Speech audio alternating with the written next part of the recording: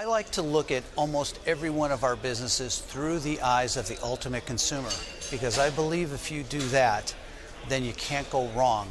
And I think that's the way we're looking at ESPN. Take those sports fans, what do they want?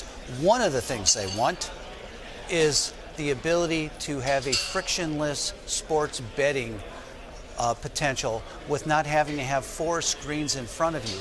We, as ESPN, have the ability to do that. Now we're going to need a partner to do that because we're never going to be a book.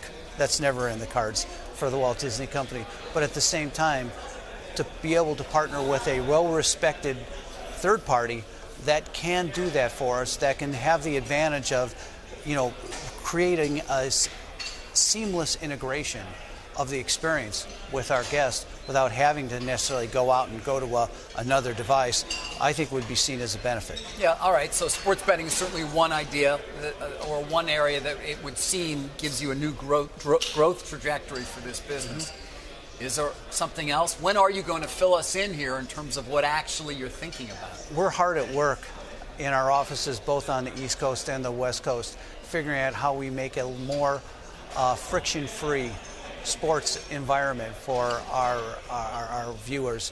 And obviously some of these things take the cooperation of a lot of the people in the ecosystem, whether they be the leagues, whether they be other broadcast partners. But we foresee a world where ESPN, even more than ever, is the pinnacle of all your broadcast needs. And we're excited to continue working on that. And at some point, when we're all fully baked, we'll come and share those plans. When do you think that'll be at some point? I mean, how long do you wait until we sort of have a real sense for what the plan is? Yeah. Well, we don't have an exact timetable right now because it depends how fast these things evolve. But we're really pleased with some of the conversations that we've had throughout the industry in terms of what's the future of sports and how do we have a step function in the consumer experience so that it's not just sort of your father's old sports experience, but something that's bigger and greater. We talk about next-gen storytelling.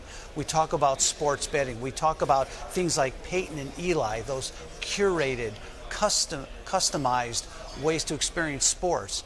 And it's all about how to use technology, not for technology its sake, but to advance the storytelling, advance the integration, so that instead of it being a lean-back experience, it's a lean-forward experience where you're integrated and you're involved in the way that you want to be, whether it's got to do with fantasy sports, sports betting, or whatever else is on the horizon. Right. So, I mean, maybe we're in the metaverse here too somehow with I don't know, in the middle of a football game?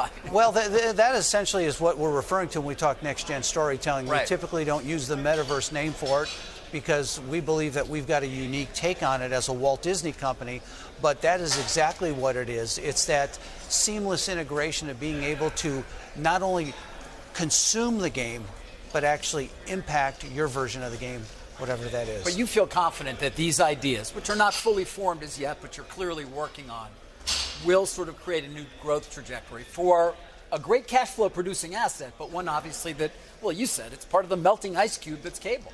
Well, and we certainly know the tailwinds that we have, with these new ideas, we feel confident in them, but we also know that there's headwinds in terms of that melting ice cube of the cable universe, and we believe that ESPN can become something as great as it's ever been and more than we ever conceived of.